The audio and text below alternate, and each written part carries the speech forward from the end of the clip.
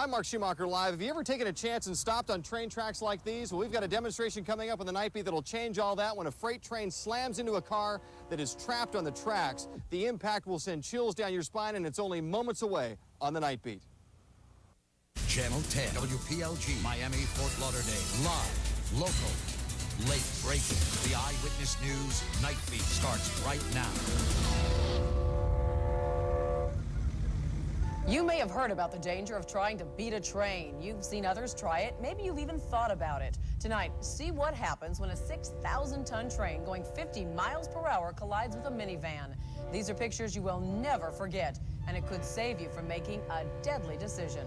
What we're about to show you tonight will really give you a lump in your throat every time you cross the tracks. But safety experts say that's what should happen because many drivers just don't realize what could happen. Mark Schumacher saw the crash firsthand. He's live at one of South Florida's most dangerous railroad crossings. Mark. Well, Dwight and Christy, this is Miami Gardens Drive, and the reason this is considered so dangerous is because not only is it a busy street, but everybody keeps their attention on the lights back there, and what happens is a lot of cars looking toward the light stop right here, right on the middle of the tracks, and when that happens, you're putting your life in the hands of a freight train that's not going to be able to stop in time.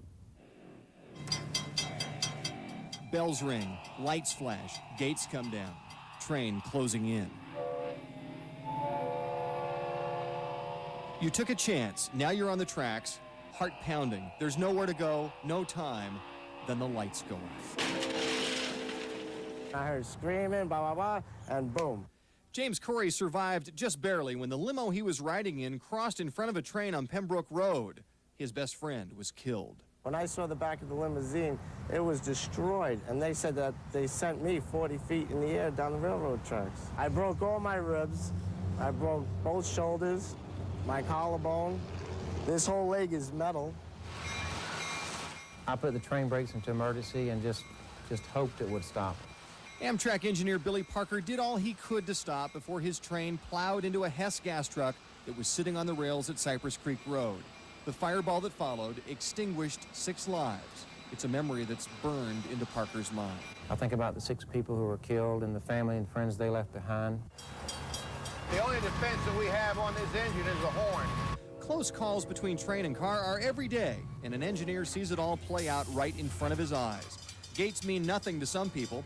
Watch this in Dade County as a car on the left scoots around the arms and between our train and one coming the other direction. But then... Start coming your way, I think. That's UPS there. A UPS truck delivers a dangerous example to other drivers. Now, the same can be said for this Publix 18-wheeler, which stopped right on the rails at the Miami Gardens Drive crossing for 2 minutes, even though warning signs are everywhere. Day in and day out, every 90 minutes, a train and a vehicle collide in this country. So that's why the train world gathers with us near St. Augustine. Expect about 200 feet the vehicle be thrown from the engine. Channel 10 and the National Transportation Safety Board wanted to stage a crash, the NTSB to study its effects, Eyewitness News to provide public education and awareness. We needed a train, and the Florida East Coast Railroad brought this all together. They committed the equipment and their best personnel, all in the name of promoting safety. The target is a Ford minivan. We removed the oil, gas, and battery for safety and environmental concerns. With crash scene investigators, railroad engineers, and our cameras watching, the van was rolled onto the tracks. The train is coming this way. Please stand back and stay in the clear. A horn in the distance heralds the approaching impact. 6,000 tons of train barreling along at 50 miles per hour snakes around the bend. Only seconds now, all cameras are locked on target.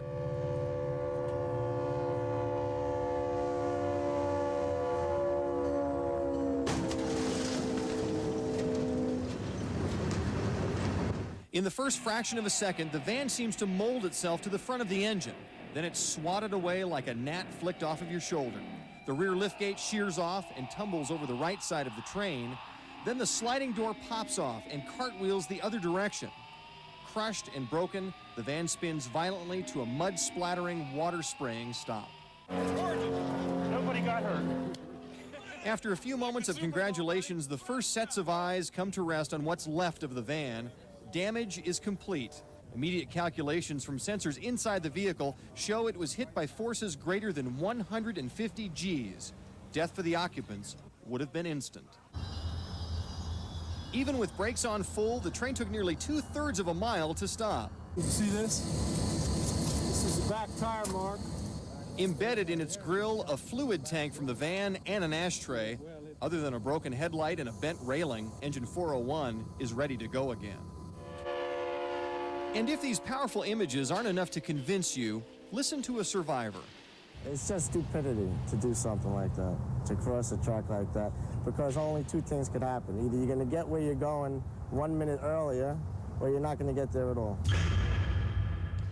And the reason the picture went black there is because the impact was so catastrophic that it severed the cables to our cameras. But finally, we have to thank the Florida East Coast Railroad and the National Transportation Safety Board for quite a demonstration. We're live in North Miami Beach. Mark Schumacher, Channel 10 Eyewitness News. Christy and Dwight. Wow. I think the survivor said it all for us, Mark.